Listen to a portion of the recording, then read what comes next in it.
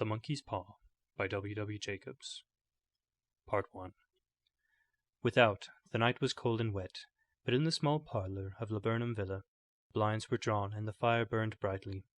Father and son were at chess, the former who possessed ideas about the game involving radical changes, putting his king into such sharp and unnecessary perils that it even provoked comment from the white-haired old lady knitting placidly by the fire. "Hark at the wind," said Mr. White, who, having seen a fatal mistake after it was too late, was amiably desirous of preventing his son from seeing it. "I'm listening," said the latter, grimly surveying the board as he stretched out his hand. "Check." "I should hardly think that he'd come tonight," said his father, with his hand poised over the board. "Mate," replied the son. "That's the worst of living so far out," bawled Mr. White, with sudden and unlooked-for violence. "Of all the beastly, slushy, out-of-the-way places to live in, this is the worst. Pathway's a bog, and the road's a torrent. I don't know what people are thinking about. I suppose because only 2 houses in the road are let, they think it doesn't matter." "Never mind, dear," said his wife soothingly. "Perhaps you'll win the next one." Mr. White looked up sharply, just in time to intercept a knowing glance between mother and son. The words died away on his lips, and he had a guilty grin in his thin grey beard. "There he is," said Herbert White, as the gate banged too loudly, and heavy footsteps came toward the door. The old man rose with hospitable haste, and opening the door, was heard condoling with the new arrival. The new arrival also condoled with himself, so that Mrs. White said "Tut, tut," and coughed gently as her husband entered the room, followed by a tall, burly man, beady of eye and rubicund of visage. "Sergeant Major Morris," he said, introducing him. The sergeant major shook hands, and taking the preferred seat by the fire, watched contentedly while his host got out whiskey in tumblers, and stood a small copper kettle on the fire. At the third glass his eyes got brighter, and he began to talk, the little family circle regarding with eager interest this visitor from distant parts. As he squared his broad shoulders in the chair, and spoke of wild scenes and doughty deeds, of wars and plagues and strange people. 21 years of it," said Mr. White, nodding at his wife and son. "When he went away, he was a slip of a youth in the warehouse. Now look at him." "He don't look to have taken much harm," said Mrs. White politely. "I'd like to go to India myself," said the old man. "Just to look round a bit, you know." "Better where you are," said the sergeant major, shaking his head. He put down the empty glass, and sighing softly, shook it again. "I should like to see those old temples, and fakirs and jugglers," said the old man. "What was that you started telling me the other day, about a monkey's paw or something, Morris?" "Nothing," said the soldier hastily. "Leastways, nothing worth hearing." "Monkey's paw?" said Mrs. White curiously. "Well, it's just a bit of what you might call magic, perhaps," said the sergeant major offhandedly. His 3 listeners leaned forward eagerly. The visitor absent-mindedly put his empty glass to his lips, and then set it down again. His host filled it for him. "To look at," said the sergeant major, fumbling in his pocket, "it's just an ordinary little paw, dried to a mummy." He took something out of his pocket and proffered it. Mrs. White drew back with a grimace, but her son, taking it, examined it curiously. "And what is there special about it?" inquired Mr. White, as he took it from his son, and, having examined it, placed it upon the table. "It had a spell put on it by an old fakir," said the sergeant major. "A very holy man. He wanted to show that fate ruled people's lives, and that those who interfered with it did so to their sorrow. He put a spell on it so that 3 separate men could each have 3 wishes from it." His manner was so impressive that his hearers were conscious that their light laughter jarred somewhat. "Well, why don't you have 3, sir?" said Herbert White cleverly. The soldier regarded him in the way that middle age is wont to regard presumptuous youth. "I have," he said quietly, and his blotchy face whitened. "And did you really have the 3 wishes granted?" asked Mrs. White. "I did," said the sergeant major, and his glass tapped against his strong teeth. "And has anybody else wished?" persisted the old lady. "The first man had his 3 wishes, yes," was the reply. "I don't know what the first 2 were, but the third was for death. That's how I got the paw." His tones were so grave that a hush fell upon the group. "If you've had your 3 wishes, it's no good to you now then, Morris," said the old man at last. "What do you keep it for?" The soldier shook his head. "Fancy, I suppose," he said slowly. "I did have some idea of selling it, but I don't think I will. It has caused enough mischief already. Besides, people won't buy. They think it's a fairy tale, some of them, and those who do think anything of it want to try it first and pay me afterward." "If you could have another 3 wishes," said the old man, eyeing him keenly, "would you have them?" "I don't know," said the other. "I don't know." He took the paw, and dangling it between his forefinger and thumb, suddenly threw it upon the fire. White, with a slight cry, stooped down and snatched it off. "Better let it burn," said the soldier solemnly. "If you don't want it, Morris," said the other, "give it to me." "I won't," said his friend doggedly. "I threw it on the fire. If you keep it, don't blame me for what happens. Pitch it on the fire again, like a sensible man." The other shook his head and examined his new possession closely. "How do you do it?" he inquired. "Hold it up in your right hand and wish aloud," said the sergeant major. "But I warn you of the consequences." "Sounds like the Arabian Nights," said Mrs. White, as she rose and began to set the supper. "Don't you think you might wish for 4 pairs of hands for me?" Her husband drew the talisman from a pocket, and then all 3 burst into laughter as the sergeant major, with a look of alarm on his face, caught him by the arm. "If you must wish," he said gruffly, "wish for something sensible." Mr. White dropped it back in his pocket, and placing chairs, motioned his friend to the table. In the business of supper the talisman was partly forgotten, and afterward the 3 sat listening in an enthralled fashion to a second installment of the soldier's adventures in India.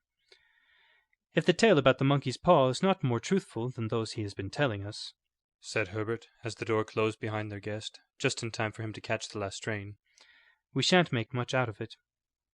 "Did you give him anything for it, father?" inquired Mrs. White, regarding her husband closely. "A trifle," said he, coloring slightly. "He didn't want it, but I made him take it, and he pressed me again to throw it away." "Likely," said Herbert with pretended horror. "Why, we're going to be rich, and famous, and happy. Wish to be an emperor, father, to begin with. Then you can't be henpecked." He darted round the table, pursued by the maligned Mrs. White, armed with an anti-massacre. Mr. White took the paw from his pocket and eyed it dubiously. "I don't know what to wish for, and that's a fact," he said slowly. "It seems to me I've got all I want." "If you only cleared the house, you'd be quite happy, wouldn't you?" said Herbert, with his hand on his shoulder. "Well, wish for £200 then. That'll just do it." His father, smiling shamefacedly at his own credulity, held up the talisman, as his son, with a solemn face, somewhat marred by a wink at his mother, sat down at the piano and struck a few impressive chords. "I wish for £200, said the old man distinctly.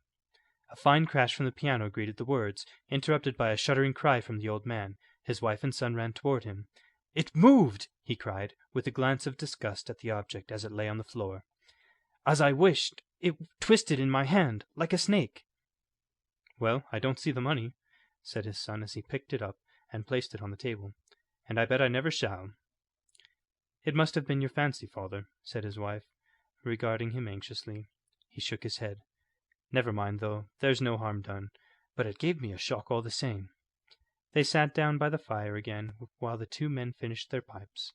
Outside the wind was higher than ever, and the old man started nervously at the sound of a door banging upstairs.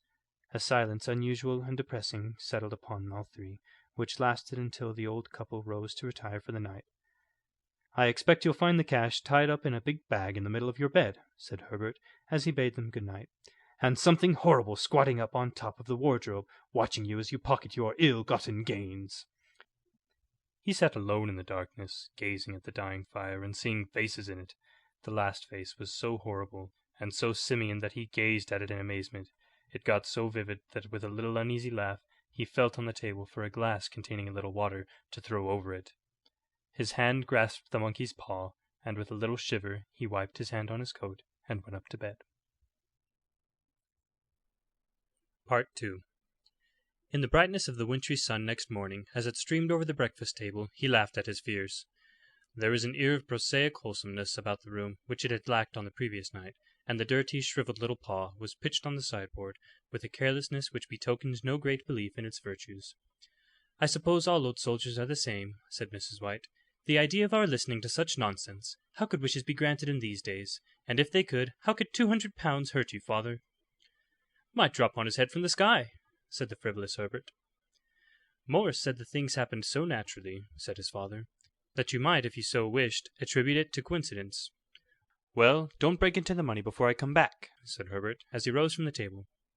I'm afraid it'll turn you into a mean, avaricious man, and we shall have to disown you.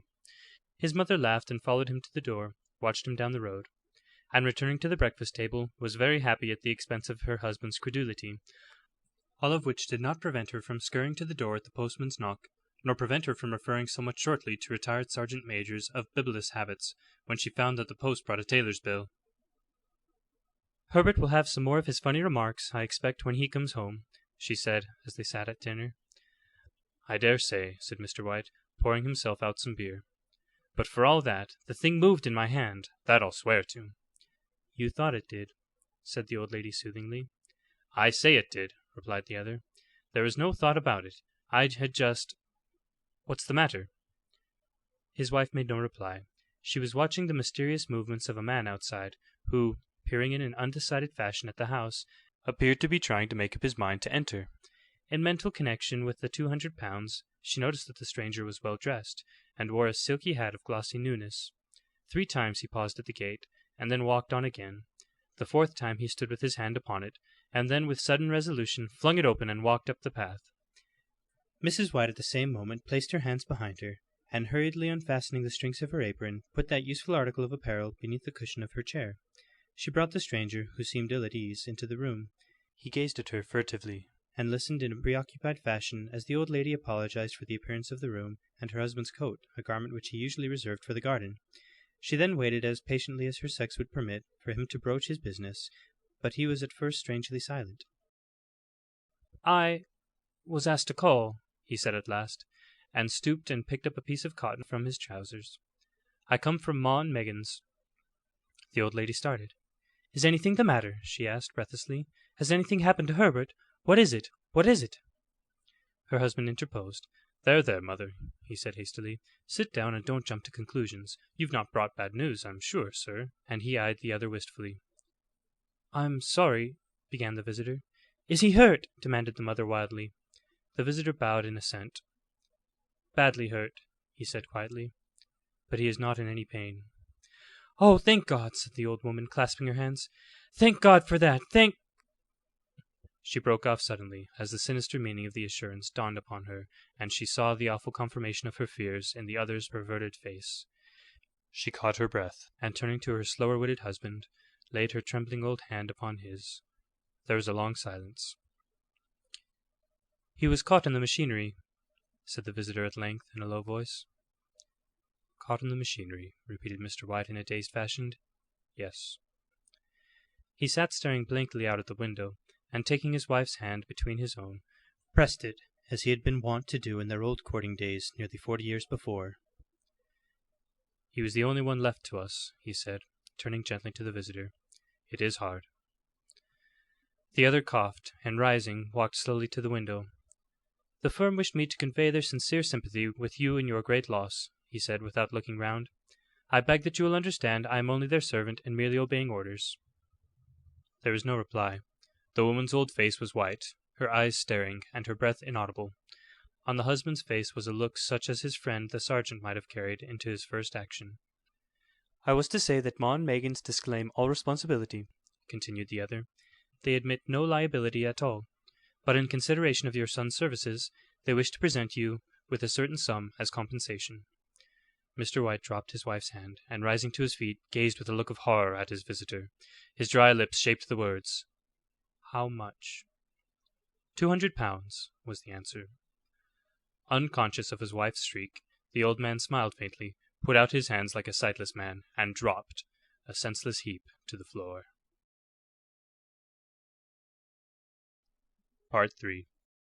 In the huge new cemetery, some 2 miles distant, the old people buried their dead, and came back to a house steeped in shadow and silence. It was all over so quickly that at first they could hardly realize it, and remained in a state of expectation, as though of something else to happen, something else which was to lighten this load, too heavy for old hearts to bear. But the days passed, and expectation gave place to resignation, the hopeless resignation of the old, sometimes miscalled apathy. Sometimes they hardly exchanged a word, for now they had nothing to talk about, and their days were long to weariness. It was about a week after that the old man, waking suddenly in the night, stretched out his hand and found himself alone. The room was in darkness, and the sound of subdued weeping came from the window. He raised himself in bed and listened. "Come back," he said tenderly. "You will be cold." "It is colder for my son," said the old woman, and wept afresh. The sound of her sobs died away on his ears. The bed was warm, and his eyes heavy with sleep. He dozed fitfully, and then slept until a sudden wild cry from his wife awoke him with a start. "The paw!" she cried wildly. "The monkey's paw!" He started up in alarm. "Where? Where is it? What's the matter?" She came stumbling across the room toward him. "I want it," she said quietly. "You've not destroyed it?" "It's in the parlor, on the bracket," he replied, marveling. "Why?" She cried and laughed together, and bending over, kissed his cheek. "I only just thought of it," she said hysterically. "Why didn't I think of it before? Why didn't you think of it?" "Think of what?" he questioned. "The other 2 wishes," she replied rapidly. "We've only had one." "Was not that enough?" he demanded fiercely. "No," she cried triumphantly. "We'll have one more. Go down and get it, and wish our boy alive again." The man sat up in bed and flung the bedclothes from his quaking limbs. "Good God, you are mad," he cried aghast. "Get it," she panted. "Get it quickly and wish. Oh, my boy, my boy." Her husband struck a match and lit the candle. "Get back to bed," he said unsteadily. "You don't know what you are saying." "We had the first wish granted," said the old woman feverishly. "Why not the second?" "A coincidence," stammered the old man. "Go and get it and wish," cried his wife, quivering with excitement. The old man turned and regarded her, and his voice shook. "He has been dead 10 days, and besides I would not tell you else, but I could only recognize him by his clothing. If he was too terrible for you to see then, how now?" "Bring him back," cried the old woman, and dragged him toward the door. "Do you think I fear the child I have nursed?" He went down in darkness, and felt his way to the parlor, and then to the mantelpiece. The talisman was in its place, and a horrible fear that the unspoken wish might bring his mutilated son before him ere he could escape from the room seized upon him, and he caught his breath as he found that he had lost the direction of the door. His brow cold with sweat, he felt his way round the table, and groped along the wall until he found himself in the small passage with the unwholesome thing in his hand. Even his wife's face seemed changed as he entered the room. It was white and expectant, and to his fears seemed to have an unnatural look upon it. He was afraid of her. "Wish!" she cried in a strong voice. "It is foolish and wicked," he faltered. "Wish!" repeated his wife. He raised his hand. "I wish my son alive again." The talisman fell to the floor, and he regarded it fearfully. Then he sank trembling into a chair as the old woman with burning eyes walked to the window and raised the blind. He sat until he was chilled with cold, glancing occasionally at the figure of the old woman peering through the window. The candle end, which had burned below the rim of the china candlestick, was throwing pulsating shadows on the ceiling and walls, until with a flicker larger than the rest, it expired. The old man, with an unspeakable sense of relief at the failure of the talisman, crept back to his bed, and a minute or 2 afterward the old woman came silently and apathetically beside him. Neither spoke, but lay silently listening to the ticking of the clock. A stair creaked, and a squeaky mouse scurried noisily through the wall.